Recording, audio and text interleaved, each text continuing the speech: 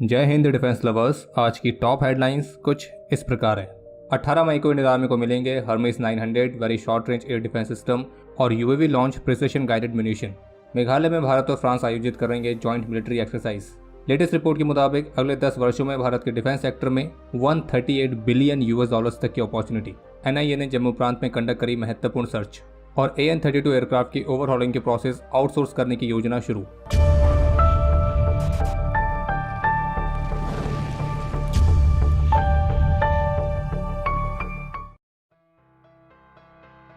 Indian navy के बाद अब इंडियन आर्मी भी अपना पहला दृष्टि 10 यूएवी अपनी सर्विस में इंडक्ट करने के लिए तैयार है, जो कि मुख्य रूप से पाकिस्तान के साथ लगी सीमा पर सर्विलियंस पर्पस के लिए इस्तेमाल किया जाएगा।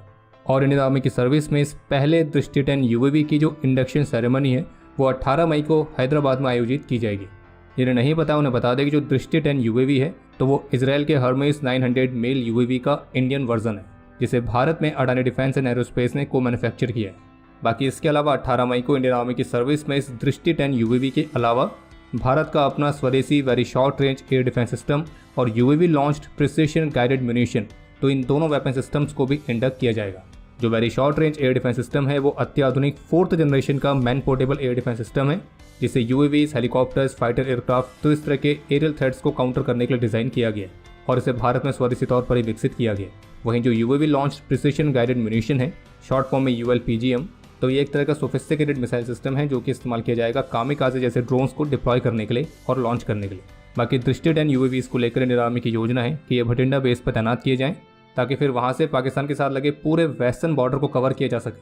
और आर्मी के लिए फिलहाल 2 दृष्टि 10 यूएवीज के लिए ऑर्डर्स प्लेस किए गए और कंपनी क्लेम करती कि भारत में इन ड्रोन्स को 60% से अधिक स्वदेशी कंटेंट के साथ ही बनाया गया है। और दावा यह है कि अडानी डिफेंस ने इजरायली फर्म एल्बिट सिस्टम के साथ टेक्नोलॉजी ट्रांसफर वाले एग्रीमेंट के तहत इस यूएवी को भारत में 70% स्वदेशी कंटेंट के साथ बनाया है। Indian Army chief General Manoj Pande ने लद्दाख के हाई एल्टीट्यूड एरिया में स्थापित आर्मर्ड फाइटिंग व्हीकल्स के लिए मीडियम मेंटेनेंस फैसिलिटी को विजिट किया है। जानकारी के लिए आपको बता दें कि आर्मी की बेहद ही यूनिक मेंटेनेंस फैसिलिटी है जो कि हाई एल्टीट्यूड एरियाज में तैनात आर्मी के आर्मर्ड फाइटिंग व्हीकल्स के लिए सर्विसिबिलिटी और मिशन रिलायबिलिटी को प्रमोट करती है। और लद्दाख के टफ टेरेन में हमारी आर्मी की कॉम्बैट फ्लीट को ऑपरेशनली रेडी बनाए रखने में इस फैसिलिटी की बहुत बड़ी भूमिका है, क्योंकि लद्दाख जैसे क्षेत्र में जहाँ पे टेम्परेचर -40 डिग्री से भी नीचे चला जाता है, तो इस तरह के टेम्परेचर में भी आर्मर्ड फाइटिंग व्हीकल्स को ऑपरेशनली रेडी बनाए रखने के लिए बहुत सारी चुनौतियों का सामना करना पड़ता है। और उन सभी चुनौतियों को ये facility specialist technical support infrastructure provide करके काउंटर करती है। बाकी इसके अलावा आर्मी चीफ ने पूर्वी लद्दाख में LAC के साथ की ओवरऑल सिक्योरिटी सिचुएशन की भी समीक्षा करी है और फायर एंड फ्यूरी कोर के हेडक्वार्टर्स में उन्हें कॉम्बैट रेडीनेस के बारे में ब्रीफ किया गया। इसके अलावा जम्मू कश्मीर से एक दुखद खबर सामने आई है, जहां श्रीनगर में डिप्लॉयड पैराट्रूपर अग्निवीर जितेंद्र सिंह तंवर को गोली लगी थी और इसमें गंभीर रूप से घायल होने की वजह से उन्हें बचाया नहीं जा सका और हमारे इस वीर ने इस देश की सुरक्षा में अपना सर्वोच्च बलिदान दिया है। हालांकि गोली लगने वाला मामला एग्जैक्टली किससे जुड़ा हुआ है और ये कैसे हुआ है, तो इसको लेकर आर्मी ऑफिसर्स का कहना है कि इस पूरे मामले की जाँच की जा रही है। और Agniveer Jitendra Singh Tanwar 3 para SF battalion में तैनात थे। बाकी पैराट्रूपर तंवर राजस्थान के अलवर जिले के रहने वाले थे और उनका अंतिम संस्कार पूरे सैन्य सम्मान के साथ उनके गांव में ही किया गया।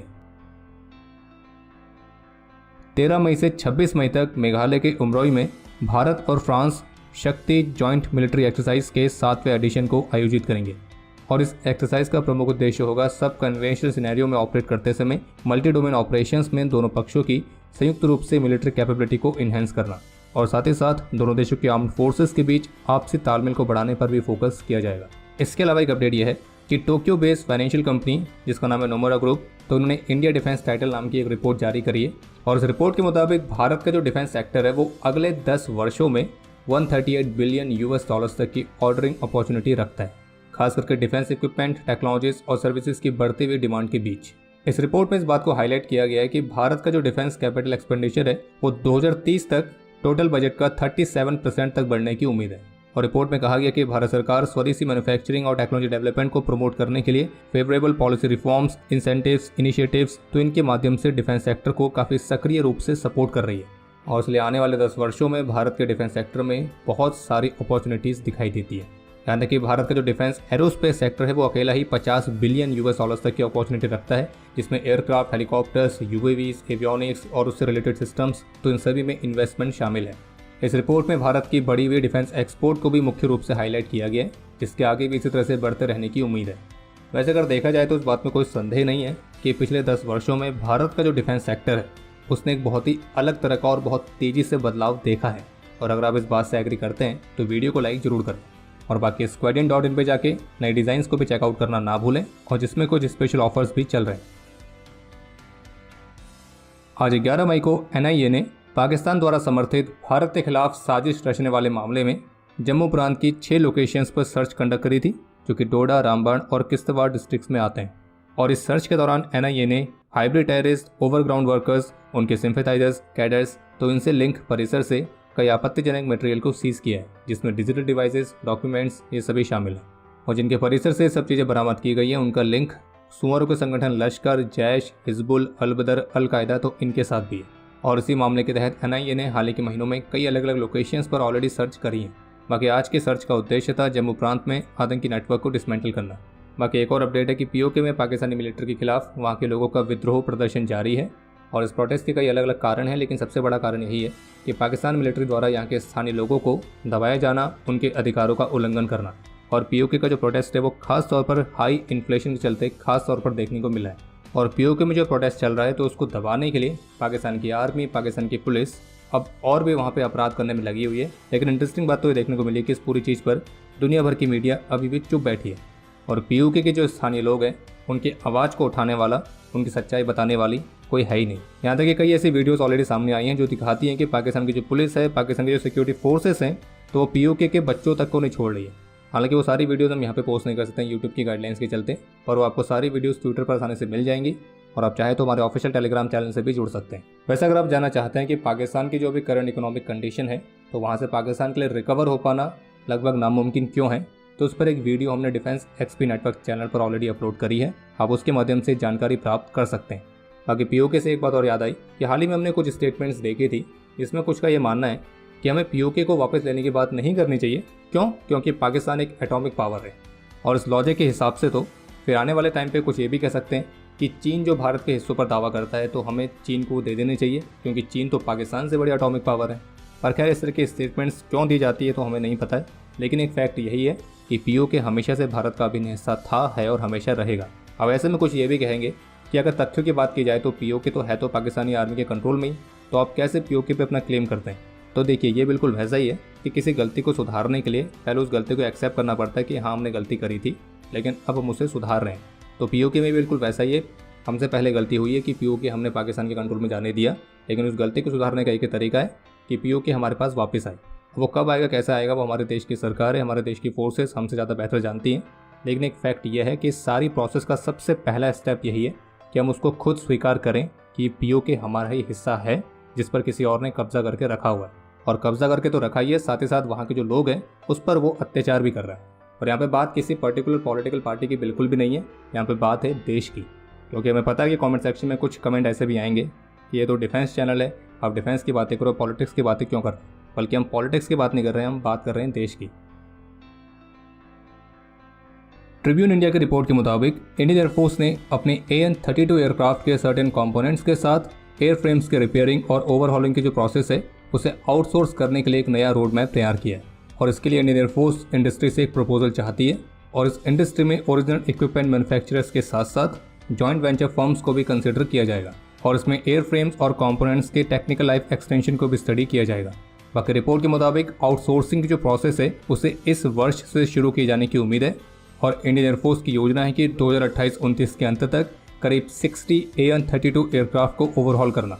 बाकी सोर्सेज के मुताबिक AN-32 एयरक्राफ्ट की ओवरहॉलिंग प्रोसेस में टोटल 11 स्टेजेस रहेंगी, जिनमें से 5 स्टेजेस इंडस्ट्री को आउटसोर्स की जाएंगी और इसमें सब सिस्टम्स और कंपोनेंट्स की reassembly, cleaning, paint removal, structure repair, refurbishment, सब सिस्टम्स की रीअसेंबली और फाइनल पेंटिंग, ये सभी चीज़ें शामिल हैं। और ये वाला कार्य कानपुर में स्थित नंबर 1 बेस रिपेयर डिपो में कंडक्ट किया जाएगा। बाकी अब समय है आज के इतिहास का। आज के दिन 2016 में जम्मू कश्मीर के हंदवाड़ा में एक ऑपरेशन के दौरान अपने अदम्य साहस और वीरता का परिचय देते हुए लांस नायक ओमवीर सिंह वीरगति को प्राप्त हुए थे।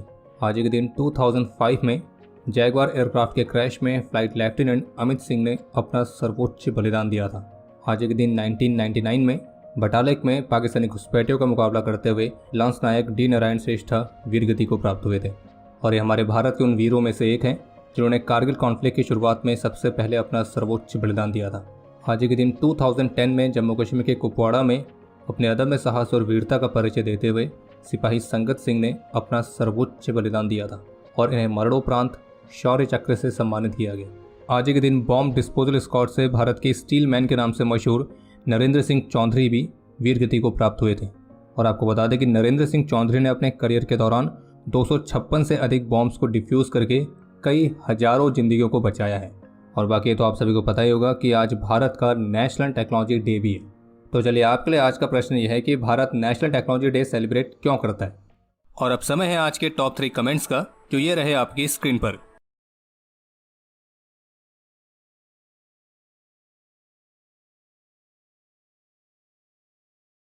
तो हमारे आज के इस एपिसोड के लिए इतना ही। उम्मीद है आपको एपिसोड पसंद आया होगा। पसंद आया तो वीडियो को लाइक जरूर करें। कोई भी सुझाव या सवाल हो तो उसके लिए कमेंट सेक्शन ओपन है। और अगर आपने अभी तक डिफेंस स्कॉट की सुपर ऐप को डाउनलोड नहीं किया है तो आज ही डाउनलोड करें और एक्सप्लोर करें डिफेंस की दुनिया को एक अलग तरह से।